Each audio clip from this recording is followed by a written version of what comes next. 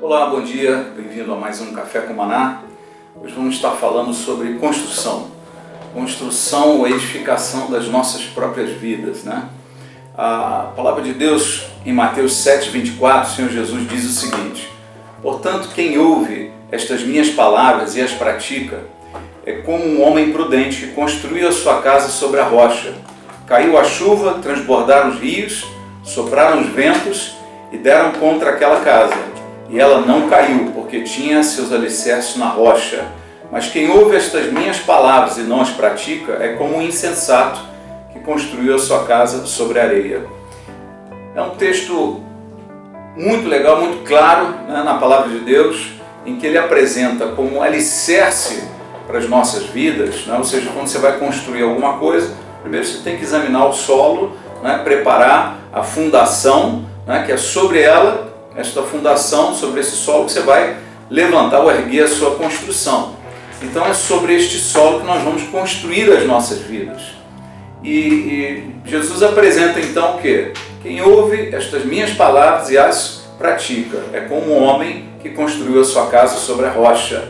A rocha que é Jesus, né? É sobre ele e a sua palavra que nós construímos as nossas vidas. Um homem de Deus, uma mulher de Deus, né? A gente constrói a vida em cima do Evangelho, em cima do reino de Deus, em cima dos princípios do reino, em cima da vontade de Deus. É uma coisa muito, muito boa, muito positiva.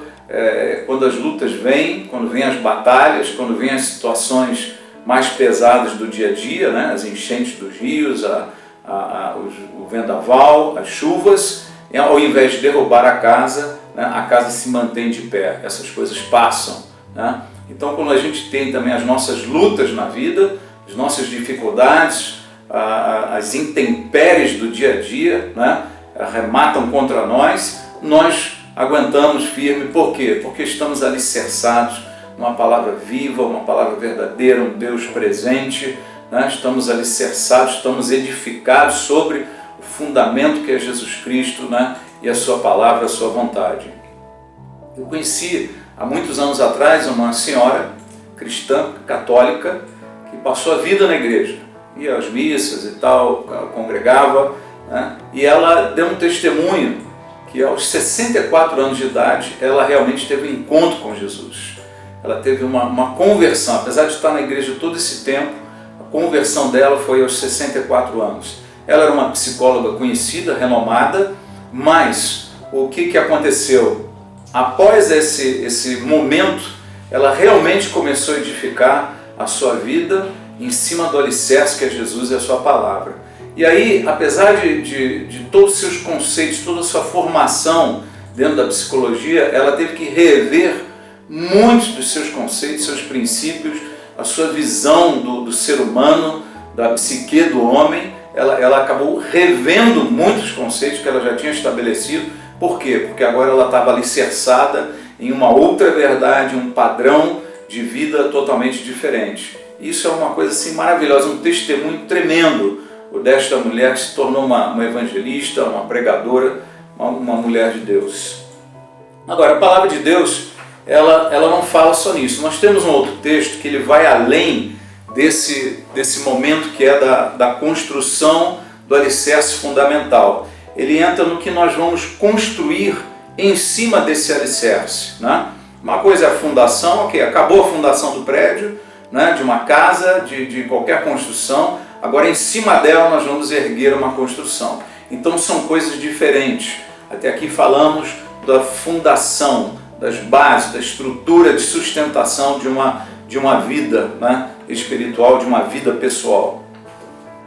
O apóstolo Paulo, em 1 Coríntios 3, a partir do verso 10, ele diz assim: conforme a graça de Deus que me foi concedida, eu, como sábio construtor, lancei o alicerce. O outro está construindo sobre ele. Cada um veja como constrói, porque ninguém pode colocar outro alicerce além do que já está posto, que é Jesus Cristo. Até aqui falamos exatamente a mesma coisa que Jesus disse. O alicerce, a base, a pedra fundamental, a pedra de equilíbrio, de sustentação de uma construção é Jesus Cristo e a sua palavra, né? Mas depois ele continua. Se alguém constrói sobre este alicerce, usando ouro, prata, pedras preciosas, madeira, feno ou palha, sua obra será mostrada, porque o dia atrará a luz, pois será revelada pelo fogo que provará a qualidade da obra de cada um. Se o que alguém construiu permanecer, esse receberá recompensa. Se o que alguém construiu se queimar, esse sofrerá prejuízo. Contudo, será salvo como alguém que escapa através do fogo. Vejam uns pontos interessantes e super importantes desse texto aqui, né? Primeiro, quem constrói a vida sobre Jesus, mesmo que as suas obras depois forem queimadas, não forem boas, não passarem pelo fogo, né? O texto diz o seguinte, que ele vai sofrer prejuízo, mas ele será salvo, né? Por quê? Porque ele construiu sobre Jesus, né? Em cima da base, o alicerce dele era Jesus Cristo. Então sua salvação não está em jogo aqui. A discussão é sobre aqueles que uma vez construíram seus alicerces em Jesus, né? Qual é a vida que eles estão construindo em cima deste alicerce. E a palavra de Paulo, esse texto aqui do apóstolo Paulo, ele cita vários tipos de obra. Você pode construir sobre este alicerce que é Jesus, usando ouro, usando prata, usando pedras preciosas, usando madeira, usando feno ou usando palha. Você que tem a sua vida já construída sobre a rocha e não sobre a areia, né? As tuas obras podem ser desses materiais aqui. E elas são provadas pelo fogo, não apenas no último dia, né, para avaliar a vida que nós tivemos, mas nesses dias de hoje, o fogo das lutas, as dificuldades, as crises, as barreiras, problemas de relacionamento, estamos desenvolvendo um ministério para Deus, estamos educando filhos na palavra de Deus, ensinando, não apenas tão preocupados em que eles sejam formados em engenharia, medicina, direito, qualquer que seja a área escolhida, né? Mas que também e principalmente, talvez mais do que isso, estejam sendo formados como homens, como mulheres de Deus, firmados na palavra de Jesus, né?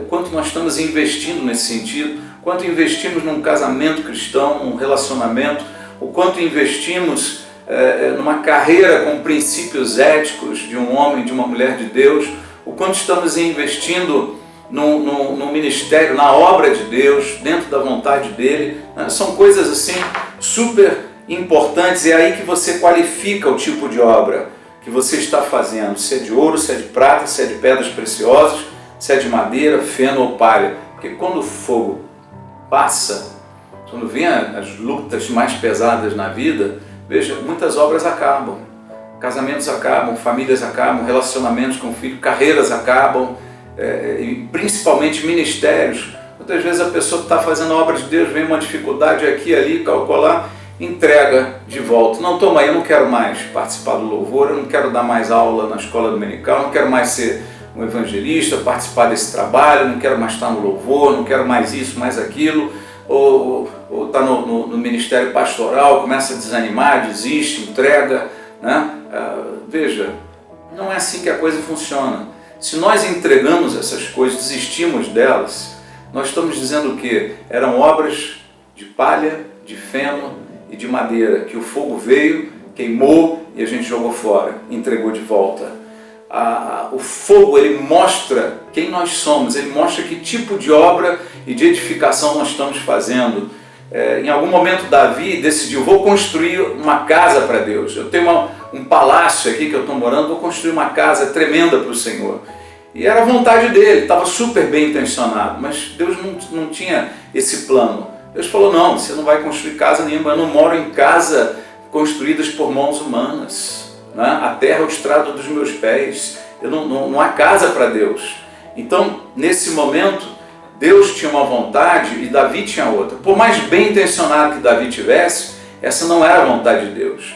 A palavra de Deus diz assim, o coração do homem pode fazer planos, mas a palavra certa vem dos lábios do Senhor. A direção vem de Deus. Busque a direção de Deus para tomar as suas decisões, para avançar nos seus caminhos, para seguir um ministério, para fazer a vontade do Pai, né? É que nem um casamento, uma mulher, né? Um casal está casado e o marido resolve dar um presente para a esposa.